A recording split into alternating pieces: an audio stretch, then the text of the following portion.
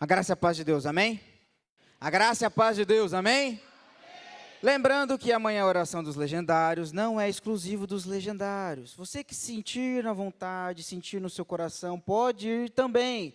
Só pedimos que você chegue no horário para que todos nós não precisemos pagar por atraso de outros. Porque nós sabemos, e vocês já viram na prática, que no dia que o pastor veio pregar aqui, quem não entendeu aquilo que aconteceu aqui na frente, o pastor chegou atrasado, todos nós pagamos. No sentido que, como corpo de Cristo, quando um se atrasa, todos atrasaram. Quando um deixa de orar, todos deixaram de orar. Por isso, chegue no horário, porque Deus quer falar com você, e ainda vai dar tempo de você participar da oração, sair para a live, fazer tudo o que tiver que fazer, porque Deus é tremendo nas nossas vidas. Amém? Gostaria de chamar as crianças aqui para poder sair. Gostaria que você levantasse a sua mão para estar orando por eles.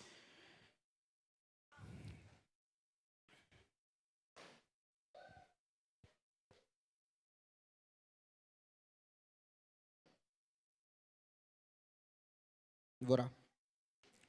Levante as suas mãos, estenda as suas mãos sobre cada uma das pessoas aqui presentes, das crianças, e declare as suas melhores palavras para eles. Senhor Deus, nós te oramos e colocamos essas crianças diante do teu altar, diante daquilo que o Senhor quer fazer na vida deles. Pedimos que o Senhor venha guardar, proteger, livrar eles do mal, livrar de qualquer seta.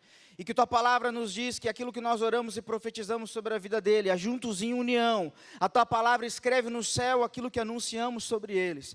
Por isso declaramos, Pai, a tua sabedoria, a tua inteligência, nós declaramos a tua paz, o teu amor, nós declaramos, Espírito Santo, fale ao coração deles, para que aquilo que seja ensinado, seja, Senhor, a base, que seja aquilo que é a linha de parâmetro de vida, para que aquilo que lhes seja ensinado, eles não irão se desviar quando eles vierem a crescer. Pai, que a tua palavra frutifique sobre o coração dele e sobre a vida deles. E Pai, colocamos os professores no teu altar, para que as palavras que sejam lançadas, sejam as palavras do teu céu, do teu reino, do teu rema escrito na tua palavra. Essa é a nossa oração, Pai, no nome do Senhor Jesus. Amém. Amém? Nessa manhã, preparando uma mensagem daquilo que Deus gostaria de falar aos nossos corações. No começo dessa semana ou da semana anterior, eu me parei deparando, estudando um texto, lendo um texto, e aquele texto ficava na minha cabeça, e eu lia outras palavras, e todas as palavras me voltavam para aquele texto. A gente, quando começa a ler a palavra de Deus, tem alguns textos que marcam a nossa mente, e parece assim, que você não entende por que aquele texto não sai da sua mente. Saiba que Deus quer falar com você através de coisas que a gente pode não entender. Mas que quando a gente está lendo a palavra, a gente está buscando a saber e entender, Deus traz o entendimento daquilo que Deus quer fazer e falar aos nossos corações. O tema da minha mensagem nesta manhã é, para que o mundo saiba. Repete comigo, para que o mundo saiba. A palavra de Deus diz em Mateus 28, diz assim: vão e façam discípulos de todas as nações, batizando-as em nome do Pai, do Filho e do Espírito Santo, ensinando-os a obedecer a tudo que lhes ordenei, e estarei sempre com vocês até o fim dos tempos. A palavra de Deus diz que Jesus anunciou aos discípulos que estavam com ele uma grande comissão, um grande chamado, um grande mandato, para que eles fossem a todas as nações, fossem até os confins da terra, anunciando, batizando, falando no nome do Espírito Santo, sobre a palavra da verdade, sobre a palavra da justiça, sobre a palavra da libertação dos pecados que Jesus fez na cruz do Calvário. Ele leva essa comissão para os seus discípulos, mas leva essa comissão também para mim e para você, que nos consideramos como filhos de Deus, para que nos consideramos como os discípulos de Jesus. Todos aqueles que aceitam ao Senhor Jesus Cristo, eles recebem esse chamado, junto com aquela palavra dizendo, eu aceito Jesus. E Jesus olha para eles e fala assim, agora que os vossos pecados estão perdoados, vão e anunciem as minhas palavras para todos aqueles que não sabem. Anuncie com palavras, com gesto, com vozes, com teatro, da forma que seja, mas anunciem a palavra do Evangelho, da redenção, a todas as pessoas. E lendo esse texto, eu parei nesse texto e voltei ao outro, que eu gostaria de dizer para vocês, que está escrito lá em João 17, 25, coloca para mim, na versão da NVI. E a palavra diz assim, 17, 25.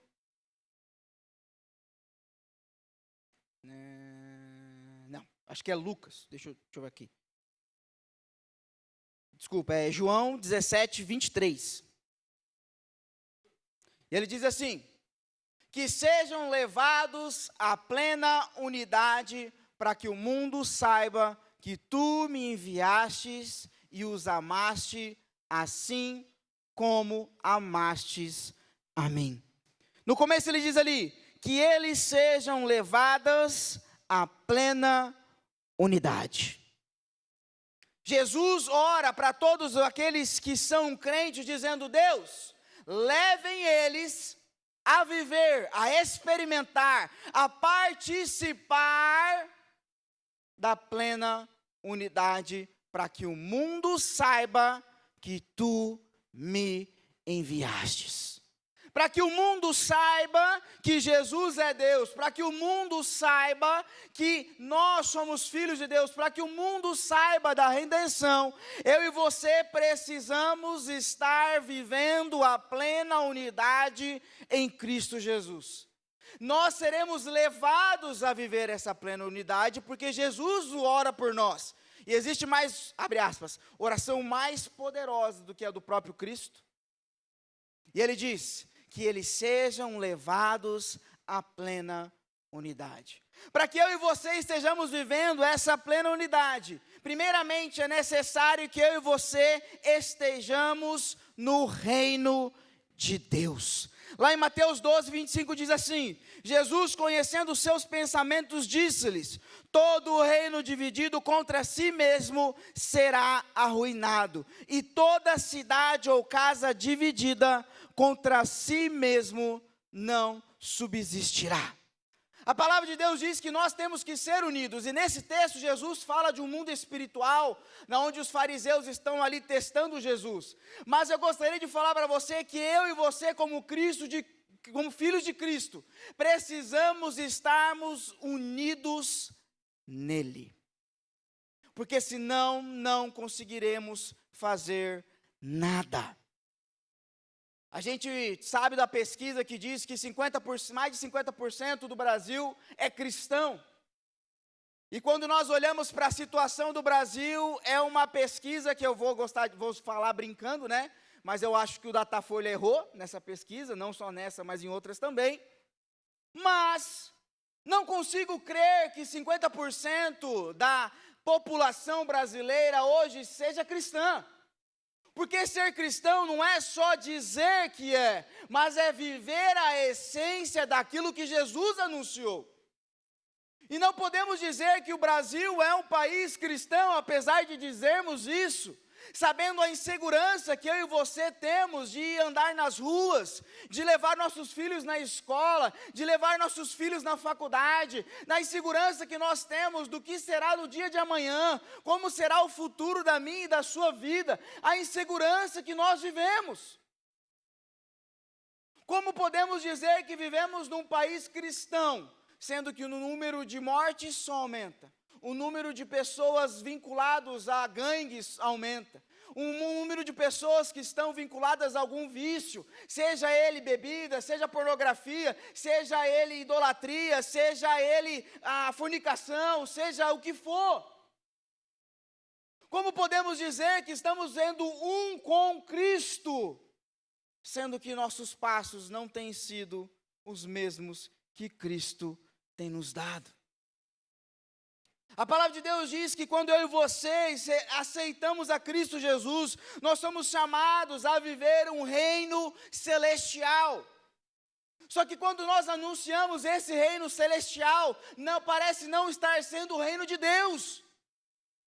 Quando Jesus chega à terra, as pessoas perguntam para ele: quando chegará o reino dos céus? Porque as pessoas estavam cansadas de ouvir a palavra de Deus e experimentar algo diferente no seu dia a dia. Quantos de nós, não sei você, mas não estão cansados de ouvir falar de um Cristo que não é o Cristo que nós temos vivido? As pessoas falam, não, eu conheço Jesus, eu tentei praticar, eu tentei seguir, eu tentei viver essa vida de evangelho, mas a igreja me machucou, as pessoas me machucaram, e agora eu abandonei tudo isso. Pessoas que ouviram falar de Cristo, porque a minha mãe seguia, o meu pai seguia, e agora eu simplesmente sigo os passos dele, e hoje eu faço isso, mas não sei por que eu estou fazendo. Temos vivido um evangelho de diz que me diz que e ouvi que é assim. Mas não temos vivido um evangelho na qual eu e você decidimos praticar todos os dias. A palavra de Deus diz que o reino dos céus, lá em Paulo ele diz assim, o reino dos céus, ele não pode ter no reino a imoralidade sexual, a impureza, a libertinagem, a idolatria, a feitiçaria, o ódio, o discórdia, os ciúmes, ira, egoísmo, dissensões, facções, invejas. No reino de Deus não pode ter a embriaguez, orgias ou qualquer coisa semelhante. Paulo diz, eu vos advirto, aqueles que praticam essas coisas não herdarão o reino de Deus. E ele ainda diz lá em 1 Coríntios 6, no verso 9 em diante, ele diz assim, não se deixem enganar. Olha Paulo falando, não se deixem enganar, nem os imorais, nem os idólatras, nem os adúlteros, nem os homossexuais, nem os ladrões, nem os avarentos, nem os alcoólatras, nem os caluniadores e nem os trapaceiros herdarão o reino de Deus. E aí, talvez você não, mas eu me enquadro em algumas dessas coisas que são citadas ali. Yohanan, como você pode dizer isso? Digo com firmeza, me enquadro em alguns daqueles que estão ali.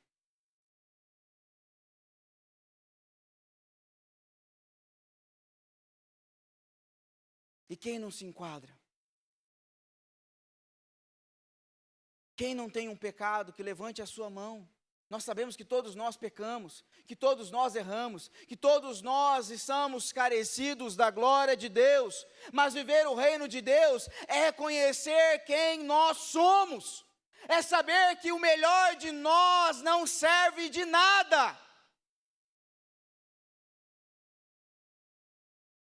E independente daquilo que você sentiu ontem, independente da sua revelação da palavra no dia de ontem, hoje você é o mesmo homem pecaminoso que era lá no começo. Não é porque você deu um passo de fé que você se tornou uma pessoa melhor.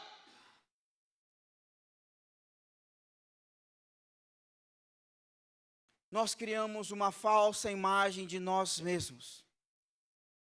Nós criamos uma falsa ideia, porque nós já estamos, quantos anos crente? Não, eu já estou 15 anos, 10 anos, estou há 1 ano caminhando na vida cristã, e eu já sou um homem diferente, será?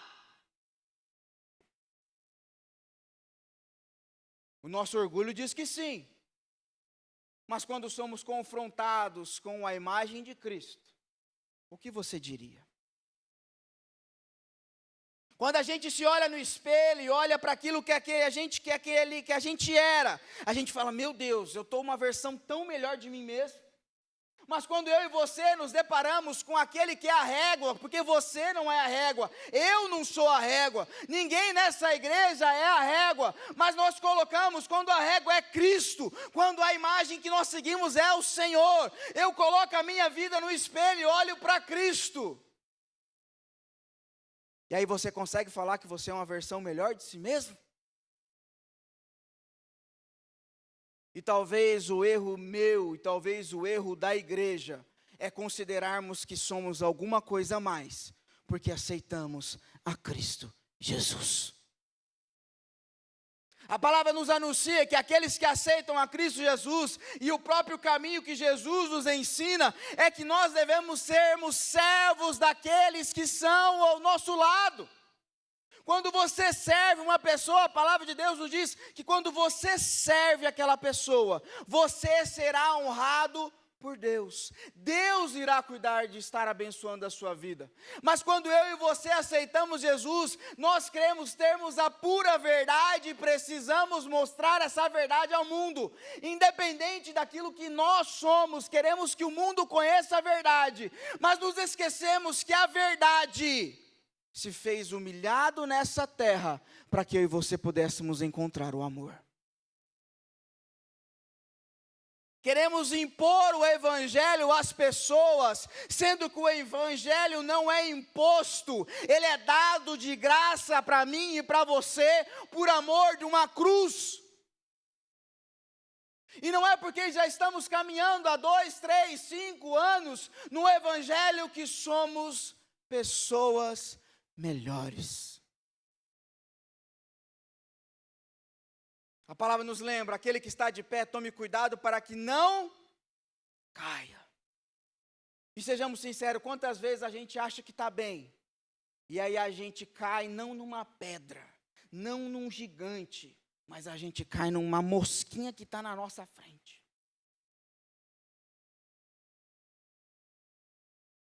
Testemunho, estava lá na montanha, lá e bem tranquilo, lá e orando, e aí o irmão fala, senta aí nesse lugar. Eu sentei num lugar, gente, que as condições estavam um pouco difíceis, mas as condições um pouco difíceis não me afetaram, mas tinha um mosquito enviado do demônio,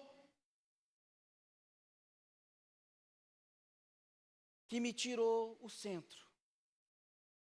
Não foi nem a paz, me tirou o centro. Mas o que eu xinguei aquele mosquito?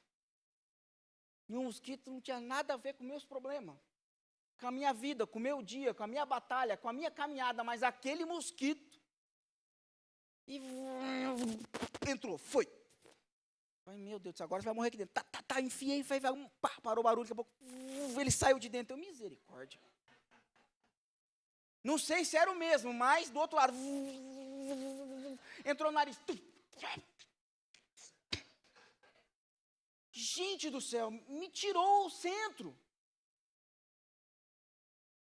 Eu estava bem com os irmãos, bem com a caminhada, abre aspas, entenda que o bem é na medida do possível. Mas aquele mosquito me tirou o centro. Daqui a pouco eu estava assim, ó, balançando e fazendo assim.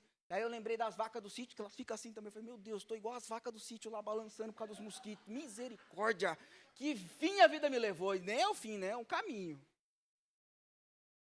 Mas aí eu me peguei, Deus falando comigo, Hanan, esse mosquito te tirou do centro, e você está querendo enfrentar o Golias na tua frente, e o mosquito que te tirou do centro da minha vontade. Aquele que está de pé, tome cuidado para que não caia. E a única forma de nós termos cuidado é nós entendermos que nós somos os mais fracos de todos. Porque quando nos entendemos fracos, Deus nos faz forte.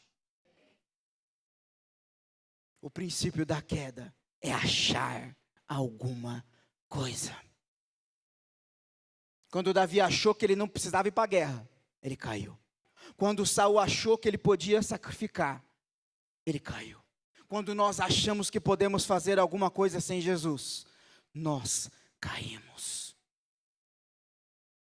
Quando eu achei que eu estava bem, Deus me mandou um mosquitinho. Não foi o jumento de Balaão. Foi um mosquitinho para me mostrar que qualquer coisa pode me tirar da vontade dEle.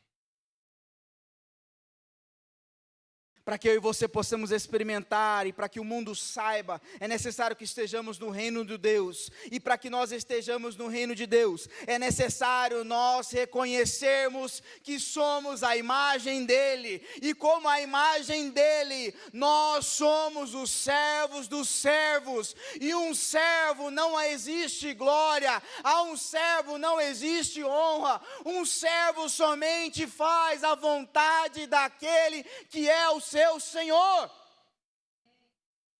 Ah, mas Yohanan, você não entende, eu tenho que cuidar da minha vida, eu tenho que fazer dos meus afazeres. Você não sabe, porque se eu não trabalhar, Deus não vai suprir. Se eu não fizer alguma coisa, Deus não vai me dar forças. Tem aquela história lá na Bíblia que nos diz que onde estão os alimentos dos animais que não buscam alimento, não fazem essas coisas, mas ainda assim Deus traz para eles. A gente acredita que a nossa força está naquilo que nós podemos fazer, naquilo que nós podemos alcançar, e eu experimentei lá na montanha que a minha força não vem do quanto eu durmo, ou do quanto eu posso fazer, ou do quanto eu posso carregar, porque na hora que eu estava mais fraco e mais fragilizado, eu pegava olhando para um que estava pior, que falava assim, não, vamos embora, é hoje, vamos para frente, me dá essa água tua aí, já que você não aguenta, e mais 5 quilos. Não, me vê essa outra aí também, mais 5 quilos. E o outro que parecia que estava morrendo com 5, fica mais morto ainda, e eu ainda, não, vamos embora. Quanto mais nós servimos, mais Deus nos capacita para podermos servir. E aí eu peguei um cara lá do meu grupo que estava cansado, morto, regaçado, destruído. Ele olhou para o time e falou assim, o time está pior que eu. E aí ele pegou uma mochila, 2 mochilas, 3 mochilas e subiu a montanha. Se você botar aí 12 quilos para cada mochila, eu olhei para ele e falei assim, não, isso aí é o super-homem, bicho. Isso aí é uma máquina. E aí você conta o testemunho dele e fala assim, não, naquela hora eu queria desistir, naquela hora eu queria abandonar, naquela hora eu queria largar tudo, tacar as mochilas em cima de todo mundo. Mas ele falou assim, mas eu orei ao Senhor e pedi forças, porque eu precisava fazer com que a minha família não desistisse. Ele falou assim, eu peguei aquela bolsa, não aguentava, pedi para ajudar para colocar na minha cabeça, comecei a subir no meio do caminho, a força me veio. O milagre não acontece somente porque Deus quer fazer, mas acontece porque eu e você decidimos fazer a vontade dEle. Se Moisés ali não chega e não coloca o cajado no mar, Deus queria abrir o mar, mas se Moisés não coloca o cajado, o mar não iria se abrir. Os milagres acontecem quando eu e você decidimos fazer a vontade dEle, quando consideramos o nosso próximo maior que nós mesmos. E eu estava cansado, eu falei, me dá essa água aí, porque Deus vai me capacitar. Me dá essa mochila aqui porque Deus vai me capacitar. Me dá isso aqui porque Deus vai me ajudar. E o milagre acontece não somente quando você recebe um dinheiro na sua conta, mas quando Deus te dá forças quando você não tem.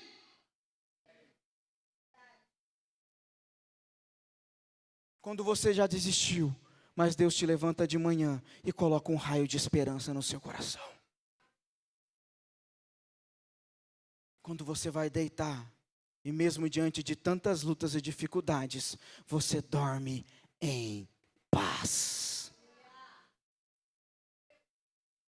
Para que o mundo saiba, eu e você precisamos estar vivendo o reino de Deus, não somente com palavras, mas vivendo e experimentando verdadeiramente a palavra de Deus.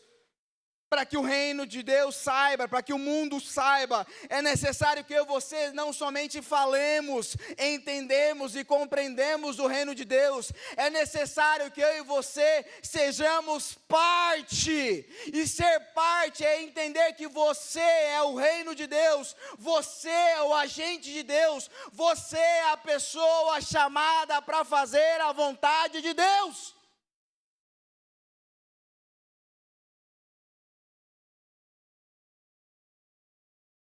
A palavra de Deus em 1 Coríntios, verso 12 diz assim, ora, assim como o corpo é uma unidade, embora tenhamos muitos membros, e todos os membros, mesmo assim, sendo muitos, formam um só corpo, assim também com respeito a Cristo. No verso 26 ele continua dizendo assim, quando um membro sofre, todos os outros sofrem com ele. Quando um membro é honrado, todos os outros se alegram com ele. Para aqueles que subiram a montanha, esse texto aqui é muito realístico. Para aqueles que não subiram, talvez seja necessário nós olharmos para a nossa história de maneira diferente. Você, esposo, quando você não está bem, a sua esposa sofre para cuidar de você. Os homens principalmente, porque quando a gente pega uma febre, parece que a gente está morrendo. As mulheres pegam uma febre e parece que nada aconteceu. Exemplo, lá em casa, minha mãe está com pedra no rim, quem já teve no pedra no rim sabe o que é. Minha mãe com pedra no rim, faz almoço, faz janta, cuida das crianças, troca fralda, cuida, briga comigo, dá chinelada, dá varada, faz tudo. Como se nada tivesse acontecendo. Meu pai pega um resfriado, gente, né, pai? Bota debaixo da coberta, vou morrer. E o meu pai tem um choque térmico de vez em quando ali, que a gente acha que ele vai morrer mesmo. Passa umas 3, 4 horas, volta a vida normal. Mas a minha mãe já cuidou dele, tremendo, cuidou da gente, levou minha mãe e irmã para fazer alguma coisa na época, voltou e estava lá. Vai no médico, Rosângela, você está com umas 5, 6 pedras no rim, você não está sentindo nada. Tá. A intolerância à dor é diferente, mas quando meu pai sofre, minha mãe sofre junto. Aos pais, quando o filho fica doente, a mãe sofre.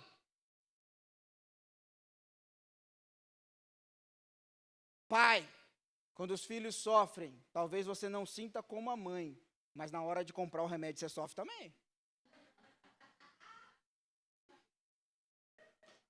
Cada um sabe onde dói, mas a hora que ele vai lá pagar aquele remédio, não sei você, eu fui num médico esse tempo atrás ali, eu paguei para mim, sabe? Comprei um remedinho ali, 3 comprimidos, 420, eu, quê? Eu acho que eu curo sozinho, não preciso disso. E aí, se eu lembro a minha infância, não sei quantos vocês sabem, mas eu tinha bronquite, tinha asma, tinha rinite, tinha sinusite, tinha alergia dos 30, eu tinha alergia a 27 coisas. Era uma maravilha.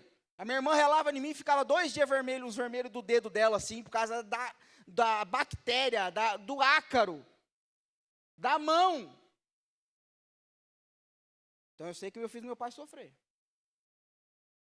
Quando um sofre, todo o corpo sofre. E nós achamos que na igreja é diferente. Porque nós vemos o outro sofrendo. E a gente fala assim, não tem a ver comigo, ele que se vire.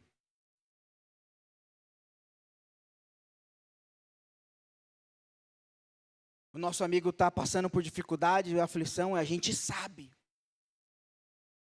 Mas como não é o nosso luta, a nossa dificuldade, a gente acha que a gente não vai sofrer por isso. Como eu já falei para vocês, no meu grupo tinha um carinha que estava com dificuldade no joelho, para descer a montanha. E toda hora que ele sentia dificuldade, toda hora que ele tinha dificuldade, a dificuldade dele era ouvida por nós, porque ele andava e fazia, tac, aí botava do pé, tac, tac. E sabe quando a gente está só caminhando e orando, parece que os barulhos, a gente ouve tudo. Formiga mexendo, vento vindo, um gado, o que for, a gente consegue ouvir lá no fundo. A gente naquele silêncio. Tac, tac, trá. Esse tró é perigoso, o tec a gente já acostumou. E por causa da situação dessa pessoa, nosso grupo começou a ficar mais para trás, começou a ficar mais para trás, começou a ficar mais para trás, começou a ficar muito para trás. Porque quando um membro sofre, todos sofrem juntos. Mas nós estamos acostumados a não viver como uma família. Porque é a palavra de Deus que nós, como igreja, somos uma família, um corpo. E nós acreditamos que podemos viver sem interessar, sem se compreender, sem se importar com a vida do próximo. E nós podemos viver desse jeito? Podemos, mas aonde iremos chegar? A minha perna direita pode andar para a esquerda e a minha esquerda andar para a direita? Pode! Vai parecer uma coisa horrível andando.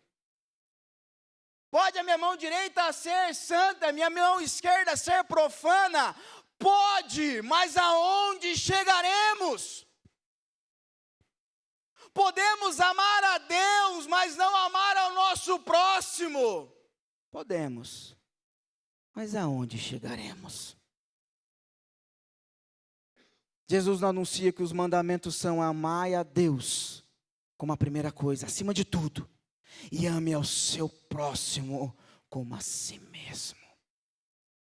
Se queremos viver uma vida no reino de Deus, precisamos aprender a amar ao próximo, considerar o próximo mais importante do que a si mesmos, considerar o próximo maior que a nós mesmos. A palavra do Evangelho é uma palavra de doação, é uma palavra de entrega, porque Deus amou o mundo de tal maneira que deu seu Filho unigênito para que todos aqueles que nele crêem não pereçam, mas tenham a vida eterna. Porque Deus enviou o seu Filho ao mundo, não para condenar, mas para que fosse salvo por meio dele. E se Deus não considerou importante a si mesmo, porque nós colocamos nós mesmos sendo maior do que o próximo? Temos querendo viver um evangelho, somente a primeira parte. Amamos a Deus, aleluia, glória a Deus. Amamos ao próximo, misericórdia. O próximo não, o próximo que se vire. Queremos viver somente metade do evangelho. Tem como viver metade do evangelho? Tem, olha o Brasil. Não sei se você já foi num presídio, numa cadeia. Quando eu estava lá em Curitiba, eu fui no presídio. E a gente chega lá no presídio e faz aquela pergunta: quem aqui crê em Deus? Eu vou te dizer que uns 80% de quem está lá era desviado.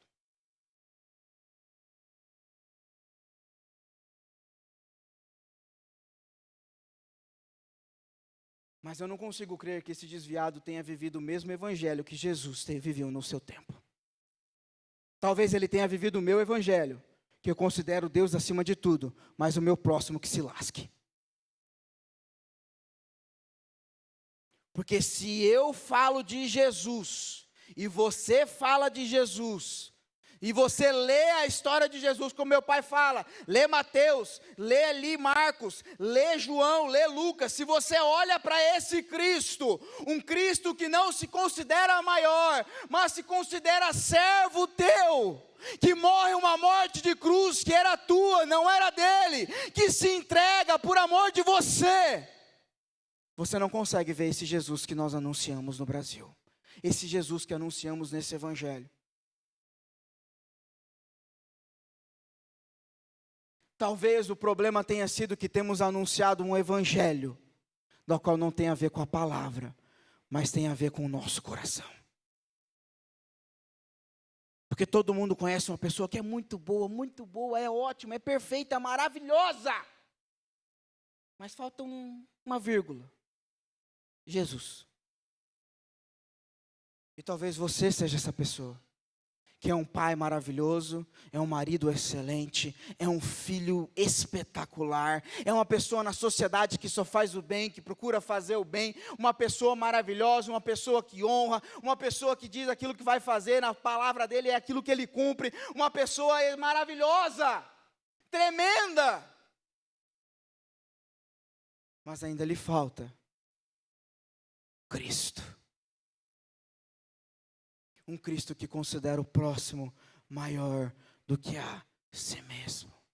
Uma pessoa que olha para a sua vida, sabe os problemas, sabe as dificuldades, sabe aquilo que ele tem de dificuldade, e ele olha: Deus, tua palavra fala que eu preciso servir ao próximo, e eu vou cuidar do próximo, porque tua palavra diz que quando eu cuido daquele que está à minha frente, o Senhor cuida de mim. Mas talvez eu e você tenhamos colocado a nossa segurança naquilo que podemos fazer e não naquilo que Deus diz que irá cumprir. Porque a gente se diz evangélico, mas confia naquilo que podemos fazer. Dizemos que cremos no Senhor, mas só cremos naquilo que podemos tocar, sentir e ver. Dizemos que confiamos em Deus, e quando Deus fala, pula do barco, a gente não pula. Não estamos nem falando em andar sobre as águas. Porque Pedro, apesar de eu dizer, meu Deus, Pedro é um cara difícil, ele andou sobre as águas. Quem já andou sobre as águas aí? Se eu entrar num barco, meu amigo, eu não vou pular, não sei para nadar, não vou andar na água. E a gente se esquece que dentro do barco tinha outros 11, que podia ter ouvido a palavra e pulado junto.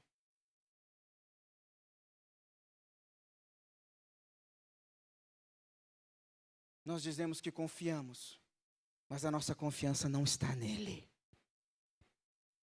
A nossa confiança está naquilo que podemos fazer e não naquilo que ele é. Colossenses capítulo 3, verso 23 e 24 diz: tudo que fizerem, façam de todo o coração, como para o Senhor, e não para com os homens, sabendo que receberão do Senhor a recompensa da herança. É Cristo o Senhor que vocês estão servindo.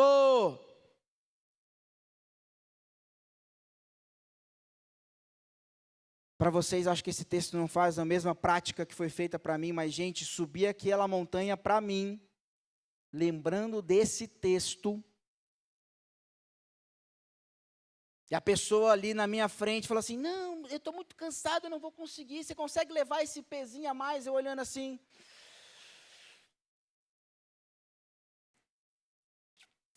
me passa isso aí, porque primeiramente a gente é crente, né? Não, passa, deixa que eu levo. Mas depois de uns quilômetrozinhos, porque os quilômetros se acumulam, as horas se andam, o sol continua, o sol se põe, o sol se levanta e o sol se põe. A vasilha é a mesma, mas o coração já está, sabe? Ô, irmão, você não está vendo essa água aqui que eu estou te levando já há 2 dias? Você não consegue lembrar, não?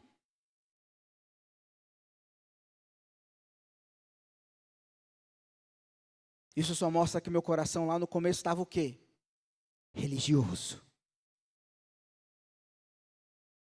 Cheguei num ponto do meu dia e falei assim: Deus, agora eu vou levar esse negócio aqui até no fim.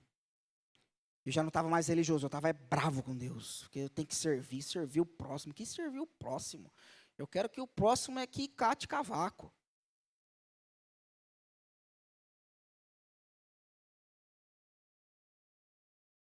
Porque a gente quer servir, mas aqui a gente quer ver resultado daquilo que a gente fez. A gente quer se entregar para Deus, mas a gente tem a esperança de ver alguma coisa. E quando a gente não vê nada, eu ministrei lá na célula dizendo: é fácil a gente virar um missionário de Deus e Deus pegar e falar assim: desde que te levo para o fim, vou te levar lá para a Ásia e tudo vai se fazer novo, lá eu vou te manter, lá eu vou te cumprir, lá eu vou te fazer ver verdadeiramente. E aí eu falei lá na célula: difícil é o missionário que Deus levanta, eu vou te levar, eu vou te fazer, eu vou te prosperar, eu vou te honrar, mas você vai ficar onde você estava.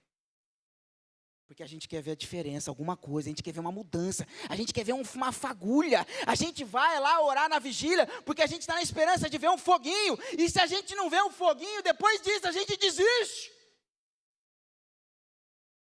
Porque a gente espera um resultado. A gente espera alguma coisa, a gente jejua e se nada acontecer, a gente para de jejuar. A gente ora e se a gente parar de orar, e a gente não acontecer nada, a gente para de orar. A gente caminha com Cristo e nada está acontecendo, então a gente para de crer. A gente para de servir.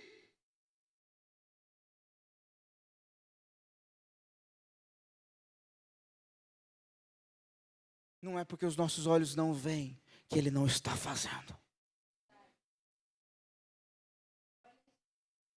E lá no top eu caminhei com todas as águas que eu tinha que caminhar. Porque cada um tem o top que merece.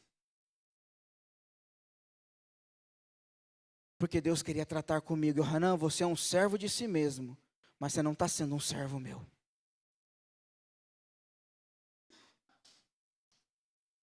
E aí eu pegava aquela água, comecei a olhar para aquela água, lembrar que eu já estava carregando aquela água há tanto tempo. O Betinho levantou minha bolsa. Gente, eu fui com a bolsa mais leve que tinha. Eu fui com uma bolsa assim para mim andar até o fim do universo, porque é uma leve. Mas a hora que eu fui colocando o peso dos outros, os pesos dos outros, na verdade não era o peso dos outros, era o meu peso que eu precisava levar para entender que eu era um servo de mim mesmo. Na hora que eu chego no meu limite físico, na hora que eu chego no meu limite espiritual, na hora que eu chego no meu limite da minha alma, eu entendo Deus. Eu me rendo. Eu me rendo para viver a sua cruz.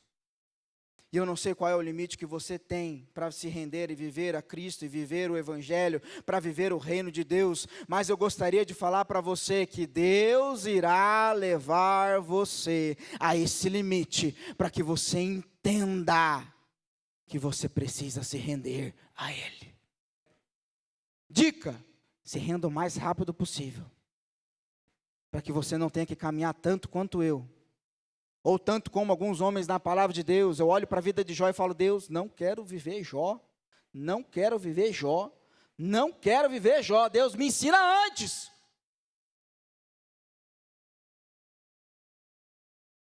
Para que eu e você possamos viver o Evangelho, precisamos entender que precisamos fazer tudo para o Senhor.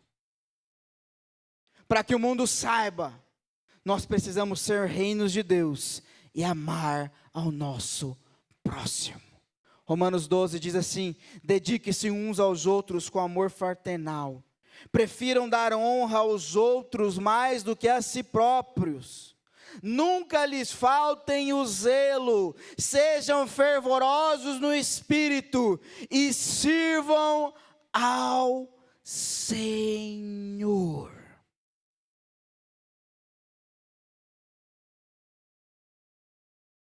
E Deus sabe como foi meu top. No final do top a gente não tem mais nada para entregar, porque a gente entregou tudo que tinha na nossa vida. E a gente chega no final, a gente fala assim: Deus, já entreguei tudo, não tem mais nada para entregar. E aí a gente entrega mais um pouco, porque a gente descobre que o nosso coração é muito ruim. Mas a gente acha que vai estar morto fisicamente, a gente acha que vai estar morto no corpo, mas a gente está com força sobrando. Pode perguntar para cada um de quem subiu na montanha, como que estava o físico? Destruído, regaçado. Não tinha, as bolhas já estavam doendo, a perna doía, as costas doía, a alma doía, o corpo doía. E aí você fala: vamos caminhar mais um pouco? Vamos. Porque a gente tinha aprendido que a nossa força não vem daquilo que nós podemos fazer, mas vem daquilo que Deus tem derramado em nossas vidas. A palavra de Deus diz que Paulo foi pregar numa cidade da Grécia, e aí começou a pregar, e as pessoas começaram a atacar pedra, até que então Paulo parecia que estava morto. As pessoas pegam Paulo e arrastam como se fosse um corpo moribundo, colocam para fora da cidade, todo mundo olha ali e acha: morreu, está morto. Os discípulos dele, os amigos próximos, estavam olhando para ele e falavam assim: já foi Paulo, já era, não tem mais nada para entregar, não tem mais nada para fazer. Aquele momento assim, eu entrego o meu espírito, Deus me leva, sabe? Tem uns filmes assim que o cara quer morrer. Eu lembro de um filme que eu assisti que o cara quer morrer com flecha, vem aquele monte de flecha, o cara fica assim, ó: é hoje. Aí as flechas batem todo lado, e ele. E aí Paulo lá, mochado, grunhidinho, tomou um monte de pedrada, parecia morto. Pá! Acorda. Levanta. Bate a roupa. E sabe o que ele faz? Entra de novo na mesma cidade que tacou pedra. Entra na mesma cidade que tacou pedra para ele. E agora eu fico imaginando Paulo olhando para o cara que tacou a pedra. Ele viu aquela pedra vindo assim, e ele fala: Jesus te ama. Ele quer perdoar os seus pecados e quer salvar a sua vida. Lá no top estava todo mundo morto. A gente saiu regaçado no finalzinho para andar. A gente falou assim: a gente vai andar mais uns 10 quilômetros. Vamos embora, dá nada. Se for só andar, tá ótimo. Se fosse só andar, estava tranquilo, não é, Lucas? Se fosse só andar na nossa vida, estava simples. Porque como eu já falei, a verdadeira montanha começa na segunda. No grupo a gente estava assim: gente, que saudade da montanha. Porque o difícil é o dia a dia. Difícil é a luta do dia a dia, da rotina, de levantar de manhã e falar: Deus, eu sou tão pecaminoso como ontem, e eu preciso da sua graça, eu preciso do seu perdão. Deus, você volta para a montanha e acha que é um novo homem, mas as batalhas que estão na sua frente são as mesmas de ontem, e talvez a de amanhã seja a mesma de hoje, e depois continue sendo a mesma batalha. Davi foi ungido rei. E lá, beleza, 13, 14 anos, ele assumiu o reinado com quantos anos?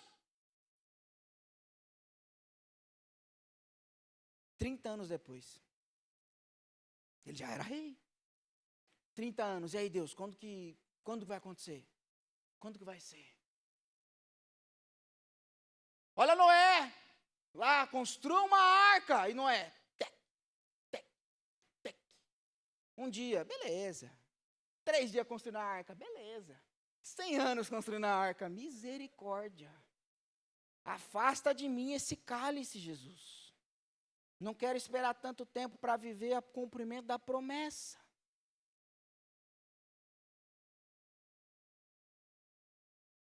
Nós temos servido um Deus por quem Ele é ou pelo aquilo que Ele pode fazer. A palavra de Deus nos diz que nós temos que considerar o próximo maior que a nós mesmos. E quando nós consideramos o próximo maior que nós, a palavra de Deus diz que Ele vem ao nosso socorro para fazer aquilo que nós não podemos fazer. E eu posso falar para você que eu carreguei aquela água, eu estava morto, estava quebrado, e quanto mais peso eu colocava na minha bolsa, mais força vinha do céu e não de mim. Quanto mais eu e você nos deparamos diante do nosso gigante e nos colocamos de joelhos para orar, nos colocamos diante da presença dEle, mais somos fortalecidos para vencer a batalha que está à nossa frente. Para que verdadeiramente eu e você possamos viver esse reino que a palavra de Deus nos diz, nós precisamos abandonar as nossas certezas para viver o evangelho do nosso Senhor.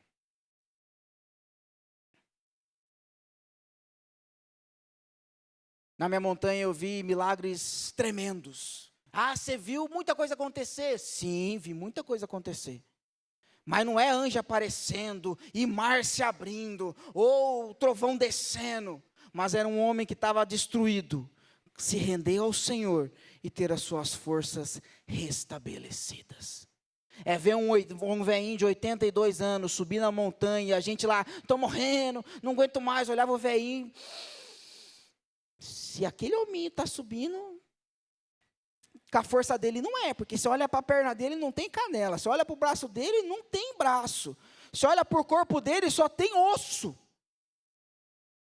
Isso aí está subindo na força do vento, se for. E aí não ventava lá, só chovia. E como chovia? O velhinho moiado devia pesar uns 30 quilos por aí, no máximo. A gente olhava, não sei quem estava lá, mas olhava para o velhinho e falava assim, não, peraí, bicho. Se esse cara, que não tem força, está confiando em Deus e está subindo, eu preciso aprender alguma coisa. Eu olhava, Deus me ensina. Ensina a quebrar o meu coração que não quer se render ao Senhor. E talvez o seu coração esteja dessa maneira. Porque a gente acha que pode, a gente acha que faz, a gente acha que conquista.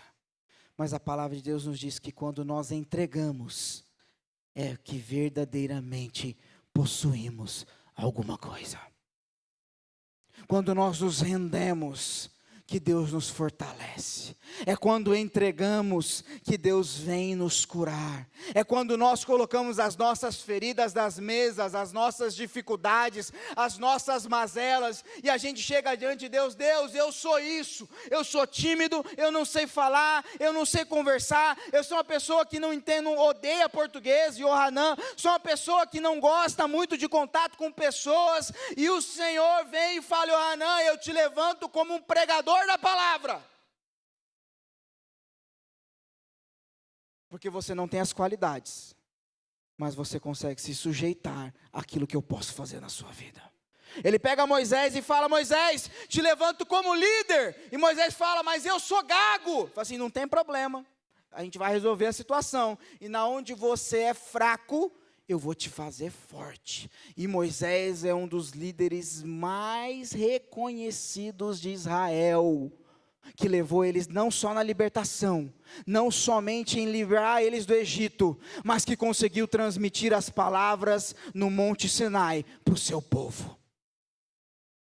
Eu não sei qual é a sua dificuldade ou quais são as suas qualidades, mas eu sei que você precisa entregar todas elas debaixo do trono de Deus, porque quando você se entrega, quando você se rende, Ele pode fazer um milagre na sua história. Mas enquanto você não se entrega, ou fica no meio do muro, não espere que Deus venha ao seu socorro. Se coloque de pé nessa manhã.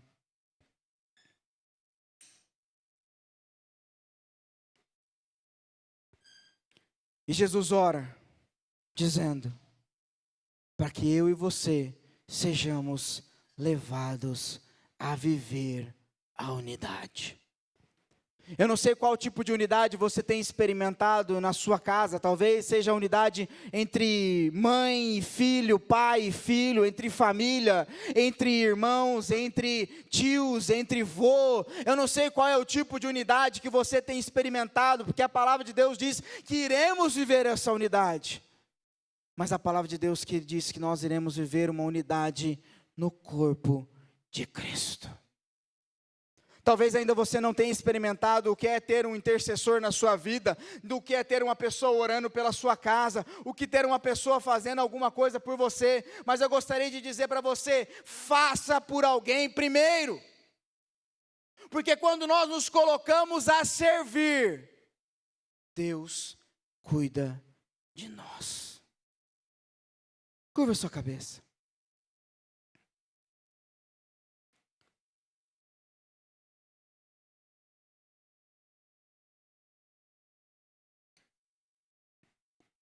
A tua palavra fala sobre unidade, sobre rendição, sobre vivermos um evangelho diferente,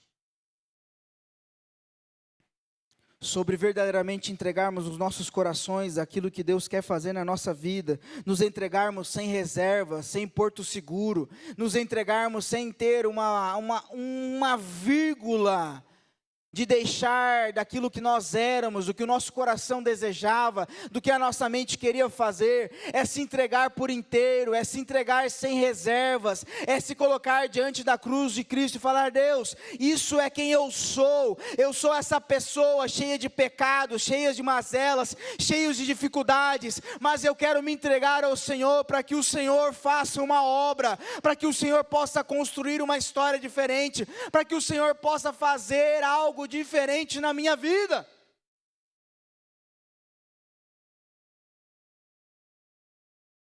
Para que o Senhor possa verdadeiramente ser um dentro de mim. Mas essa palavra fala sobre uma entrega verdadeira, sobre uma entrega total. Para pararmos de sermos cristãos, pararmos de brincar de sermos filhos de Deus, pararmos de dizermos de ser a família de Cristo, mas verdadeiramente assumirmos o papel de filhos de Deus. Faça a sua oração nessa manhã.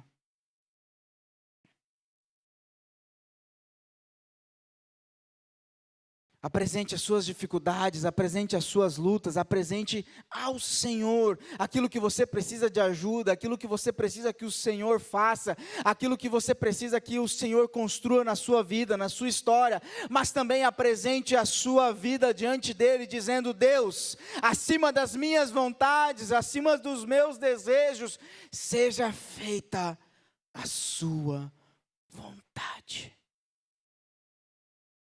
Seja feita a sua